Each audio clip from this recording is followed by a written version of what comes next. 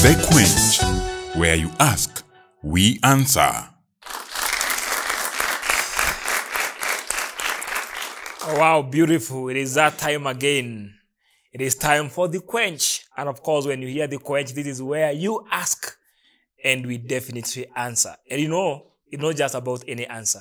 Not just about jawabutu lolote. These are authentic answers, real answers from real servants, real men, real women of God, real people that matter. I tell you, even the answers are something that you can take to the bank. Now, this evening, we are tackling one of these, speak kama nitaita white elephant, ama nitazita nini, ama the elephant in the room. Because we are talking matters letting go. Letting go. Kuna mwingine atamalizia aseme, and letting God. Alright? Yeah, kwa sababu kuna mambo ambayo watu wengi wanakaa nayo, katika moyo wako unakaa na mambo ambayo umeshikilia. Things that are eating into your spirit, into your soul, into your very being. Umesema hii siwezi achilia. Maybe ni mtu alikufanyia kitu, maybe kuna mtu labda akakukosea, akakutukana, somebody caused you to go through some very painful life or the very painful experience. Na umekaa hivi ukasema, huyu mimi sitawahi samehe. Now, tonight, that is what we are looking at. Where umesema, I'll never let go of this. We want to look at these issues. Why? Because when you do not let go, you remain a prisoner. And the day you realize that you are the prisoner, you'll unlock yourself from that prison and walk out scot-free. My name is Munana David, and this is the Quench. Now, ladies and gentlemen, help me introduce and invite the men of God on stage. Yeah, men of God. Karibuni sana. Thank you. Now, this is the Quench. And these people are thirsty. So they need to be quenched. And it's not only this. Kuna wengine pia wako nyumbani. Wengi, they are thirsty for answers. They are thirsty for responses. They have questions. They have issues. Na wanatamani ya kwamba this evening, watapata the answers to the questions they have been having in their lives. Karibuni sana. Thank you. Let me start with you. Greet the audience. You can use this camera. And waambie wewe ni nani and what do you do. My name is Pastor Mark from the Mountain of Breakthrough here in Nakuru. And I'm happy to be here on the Quench show. And I know we are going to be blessed at the end of this show. Otherwise, welcome and stay put. Wow. Thank you so much. Yes. My name is Minister Chris. It's always a blessing being here. I'm a minister at the Mountain of Breakthrough as well. We minister together with Pastor Mark. And it's a blessing to be here to tackle what we're about to tackle. I know we shall have some time in this show. So stay put. Glory. Wow. Now, I don't know whether I start with the men of God or from the from the audience, but let me just start with you on this side. Is there one thing that either you have not let go, or you really agonized a lot before you let go in your life, at whatever stage in your life? Maybe you are young, teenage, youth, pale, ukiwa in marriage, whatever issue. Either ni sahiyo ama ni sahi. Either you've not let go, or you really agonized a lot before you let go. Munene always likes to put us on the spot, which is a good thing. Personally, I would say yes, there is. At some point, I struggled to forgive someone. And I believe it's during that time that God really taught me on forgiveness. And most of the things that I'm practicing right now around that area are things that I learned in that season. So it's a walk that I have walked. Yes. Wow, beautiful. So if you've walked that walk, then you're able to talk that talk because of that walk that you walked. All right. Yeah. According to the Bible in Luke chapter 17, yes, the words of Christ himself, he said that without a shadow of doubt, offenses will come. And being a human being, then definitely at one point, we've gone through offenses.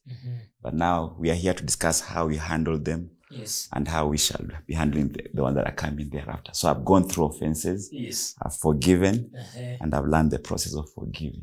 Wow. That is beautiful. I think I'm a student there. I'll continue learning.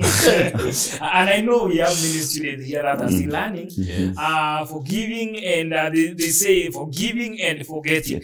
And earlier on, before maybe before we started enrolling, I remembered of a situation of a character in a book that is Between the City. Msee by name. Akasema, when asked, have you forgiven the people that didn't steal? Because he had been locked in a prison. And he says, I have forgiven them. But I always remember that I forgive them. Now the question is, has this person really forgiven? Man of God. Anasema mimi nimekusamehe kabisa. Lakini haisahau hilo nilifanyia. It reminds me of a statement that most people like using. They say, forgive and forget. And I try to think, is it really possible? Because if you've forgiven, you don't need to forget because you've already forgotten. Because if it's still paining you and you still feel bitter about it, you have not completed the process of forgiving. Because we say forgiving is a process. It's a process. It's a prison break process. You must draw the plan, work out, open the doors, walk out. It's a whole process. So once you've walked the entire process, you don't struggle to, actually you forget automatically. Yes. You forget. And every time that thing comes up, it doesn't come up with bitterness. When you say, I will never forget that I forgave them. There are two ways. He could be meaning I've picked my lessons. These people hurt me. I've drawn my lessons. I will never forget what I went through. Yes. But I forgave them anyway. But if it's coming with bitterness, it means Msee has not forgiven. He's a good student of literature. I see now. So, man of God. Yes, sir. Is it possible to forget once you're forgiven? As in, hata ukikutana na huyo mtu, hiyo kitu ukumbuki kabisa, ilitoka kwa akili yako kabisa. It depends with the magnitude of the offense. But again, I'd say, when we talk about forgiveness, there's the element of remembering. Because this is an act or an incident that happened. So there's no way we can erase it from your mind. But I'll just echo what Minister John has just said. In the class of forgiveness, we normally say, if I narrate the story, and there is some pain at the back of my mind as I narrating that story, then I've not forgiven. So we cannot really separate forgiveness and forgetting. It does not add up. Because if you are not able to narrate that incident without some pain, feeling pain or regrets, then it's still an issue that needs to be handled. Now, maybe to the members of the audience, who has had an issue yenye unafeel ama uliwahi feel this like should not be forgiven, as in this was just too much. Na ingine umesema either it could be actively, inaweza kuwa very active right now, ya kwamba unaona huyo mtu mimi hadi sahihi hata siongei naye, hata sijamsamehe na sitaki kumsamehe. Ama wengine unaona ulisamehe ama you know of a person mwenye alisamehe, lakini to you it could have been a great toll. It would have taken a toll on you. Anyone with that such an experience? My story is I had a buddy. Na tulijoin wote campus. Mwaka ambao tulijoin. Then tukiwa kule maisha ikatuchapa hapa na pale. So this guy used to come ananiambia sijui madha yake kuna vile ya feel poa. Nimpee kiasi fulani ya do. So kiasi ambacho nilikuwa nacho nilikuwa nampatia.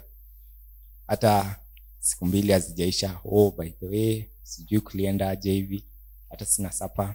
So nikampatia. Akiniambia tu, by the end of the month, by the way, I'll fund. So mimi nikajitolea tu hivyo, nikampatia. Mwezi kuisha. Then, this guy haonekani. Alafu mabeshte, nilikuwa nauliza marafiki zake, siku hizo msee alienda wapi? Marafiki zake akaniambia, msee alibet bwana. Huyo alibet mambo ikaharibika. Aliwekelea. So sahi ni wase wengi wanamkimbiza, akona pesa za watu kadhaa. So ikakuwa hivyo, tukienda hivi corridor akiniona kwa mbali naona anaingia hivi hadi sasa kwa nayo perception, tukipatana ni kama anatarajia mimi nitamuuliza pesa. Then 6 months down the line ikakuwa tu hivyo, the friendship ambao tulikuwa nao kaisha. So around last year hivi ndio sasa unaona amekaribia juu alikuwa anaona mimi simuulizi tena, na tuna relate kama kitambo, but now there is an issue here. Okay, msee nilishajiambia kwa roho, by the way, I have no issue with this guy, but the kitu ambacho mimi wana feel ni kama vile tulikuwa kitambo hatutai kwa hivyo. Yeah, mambo ya pesa na nini hapo, asante na tunajaribu. So msee anajaribu sana kunikaribia, but sasa ile psyche ile ya ubeshte watu mmezoeana ndio iliisha. But mimi wanajua hata nikimwona wasi feel tena ile pincha au feel pain ile pesa, ina feel pain in case anataka kukaribia tena achukue pesa nyingine. Kwa cautious. Hapo sisemi kitu. All right, now we have another one now before we comment. Wacha tusikie hizi mbili. Yes, Good evening. good evening. My name is Jafet. So yangu ni kama life story ya nikiwa primary. I remember nikiwa class 6 hapo. So kuna huyu mwalimu fulani. So alikuwa anatakanga sister yangu. You used to be in the same school. So sister yangu juu alimkataa. So ukakuta huyo mwalimu ako na issues. But then I used to be that smart guy. Yaani ikifika mambo ya vitabu zangu imekavio imefanywa kila kitu. Yes. So mtu unakuta tu ni kama tu kila time anakutafuta. Alikuwa mwalimu wa hesabu. Usituambie jina Yes. Ile time nikimpelekea kitabu, unaona yule mtu tu anatoanisha kitabu, anaendelea kusoma. Unajua ukiwa primary, kuna sometimes ulikuwa unakuta tu umeandika nasi uko nyuma. Yes. So unakuta anajaribu kutafuta kama anaweza pata anything yenye inaweza kuwa imeandikwa anywhere. Yeah, one day akatupea assignment. It was on Saturday tulikuwa naenda sometimes weekend. So hiyo Saturday akatupea assignment, kaenda nyumbani. So nyumbani kakuta mambo haikuwa sawa, Jumamu haikuwa ana feel well. So kakuta sikupata time ya kufanya hiyo assignment. Ikafika Monday sijafanya nini yake. So alikuwa anafika hivi, kitabu changu kwanza nataka kukiona yani. So ikafika mahali kakuta assignment yake sijafanya. So nikamuelezea. Ananiambia kijana hakuna kitu naelezea. Nilipigishwa magoti for like 4 hours. Mali kuna unajua type changarawe. Unaenda na short. Yes. Mali kuna changarawe hivi. Paka ukiinuka kunaona tu kama mashimo hivi. Then wacha nipeleke kwa ofisi. Kwambia nililimwa. Ile kilimo yani mpaka anakuambia live. Anakuambia live hii nakupika yako na sister yako.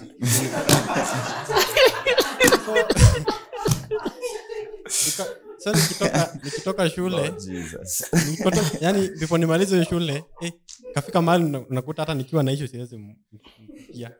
Tafuta tu mwalimu mwingine ambaye tu anafunza. So alikuchapa yako na sister yako. Yeah. Yani okay, sa alikuwa washi tu unaona unaingia anakuambia sit down. Okay, na ukalia kiti anakuambia no, I sit down. Unateremka mpaka chini. Ukiingia hapo meza yake ilikuwa na kitu hapo. So na kuingiza hapo miguu. Wewe nilimwa jioni unafika huku naoga unasikia uchungu wote. So mimi nikasema tu huyu acha tumalize shule tutapatana. So nowadays watu tunapatana naye by the anakuanga tu mwalimu tu hapo. Sasa nilisikia tu mwalimu wake alidimotiwa juu alikuwa ile shule ilikuwa kubwa. So juu hizo tabia zake hivi akakuwa demoted. So tunapatana naye ni wa hiyo mtaa yetu.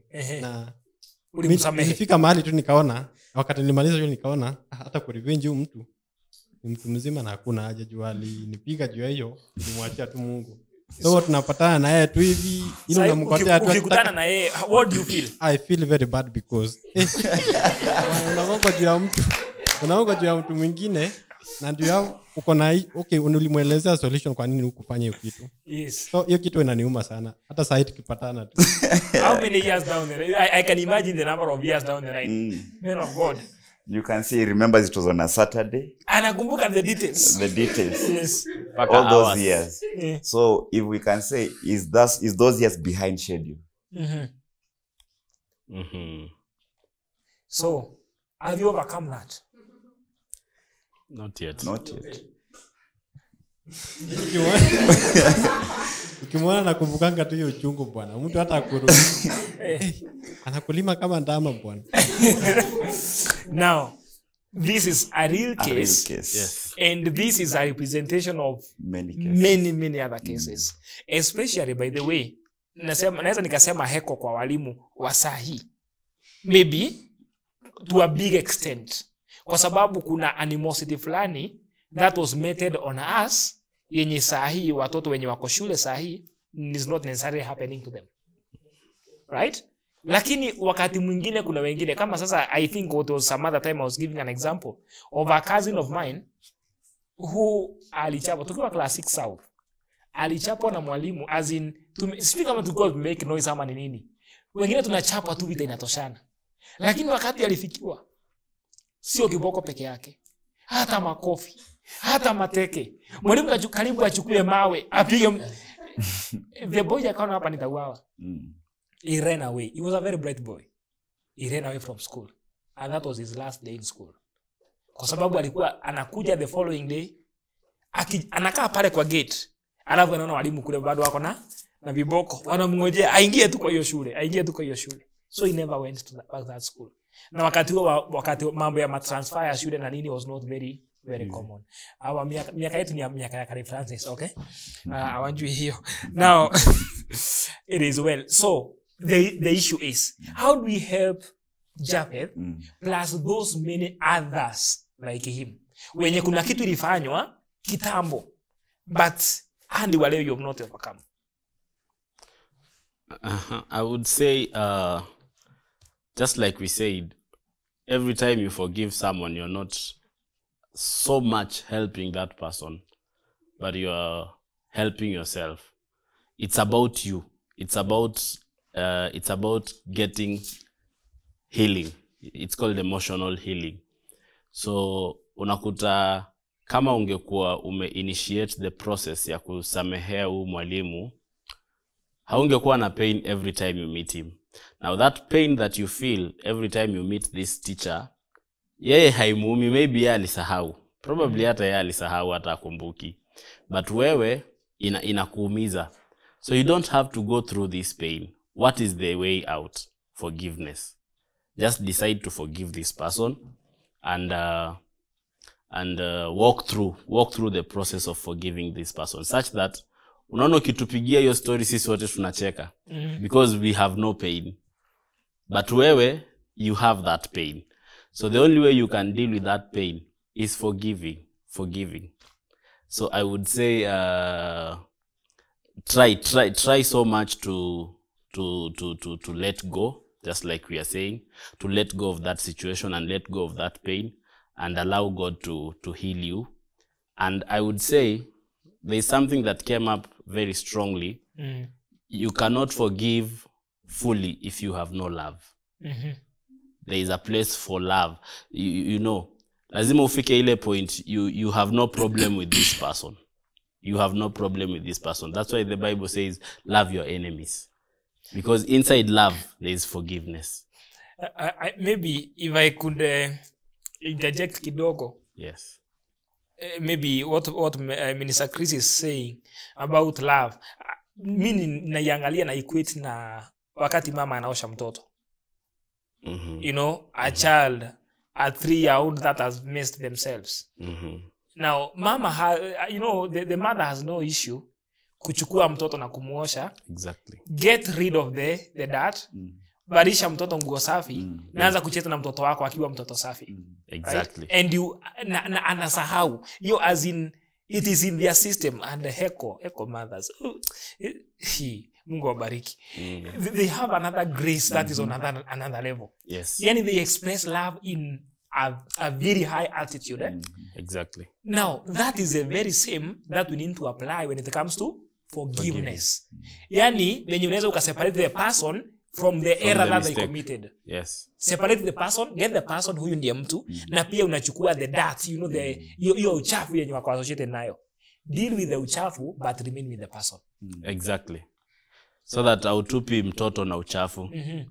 So you don't dismiss the whole thing, you separate these things, then forgive the mistake, and utakuta sasa hata you can help that person. You can help that. But right now in the state yenye you are in, you can't help that teacher.